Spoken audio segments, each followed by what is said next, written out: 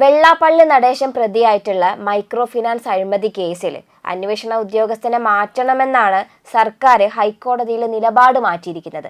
എന്ത് തോന്നുന്നു?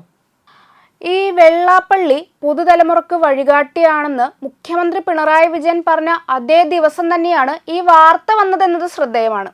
അപ്പോൾ ഇതിൽ നിന്ന് തന്നെ പല കാര്യങ്ങളും നമുക്ക് വായിച്ചെടുക്കാൻ പറ്റും. ഇപ്പോൾ വെള്ളാപ്പള്ളിക്കെതിരെ VS തുടങ്ങി വെച്ച കേസ് അട്ടിമറിക്കാനാണോ എന്നുള്ളൊരു സംശയമൊക്കെയാണ് ഈ ഘട്ടത്തിൽ ഉയരുന്നത്. ഇപ്പോൾ ഈ കേസ് അന്വേഷിക്കുന്ന SP എസ് ശശിധരനെ അന്വേഷണ ഉദ്യോഗസ്ഥനായി നിലനിർത്താമെന്ന് മുമ്പ് സർക്കാർ ഹൈക്കോടതിക്ക് കൊടുത്ത ഒരു ഉറപ്പിൽ നിന്നാണ് ഇപ്പോൾ സർക്കാർ പിന്മാറിയിരിക്കുന്നത്. സത്യസന്ധം മാത്രമല്ല, ധൈര്യശാലി കൂടിയാണ് SP ശശിധരൻ. അതുകൊണ്ടാണ് വെള്ളാപ്പള്ളിമാര് ഇദ്ദേഹത്തെ ഭയപ്പെടുന്നത്. ഇദ്ദേഹം അല്ലാതെ മറ്റാര് കേസ് അന്വേഷിച്ചാലും ഈ ഒരു കേസ് അട്ടിമറിക്കപ്പെടാനുള്ള സാധ്യത വളരെ കൂടുതലാണ്. അപ്പോൾ കേരളത്തിലെ ജനങ്ങൾക്ക് ഇതൊക്കെ മനസ്സിലാക്കാനുള്ള ബുദ്ധിയുണ്ടെന്ന് സർക്കാർ ഇനിയെങ്കിലും മനസ്സിലാക്കുന്നത് നല്ലതാണ്.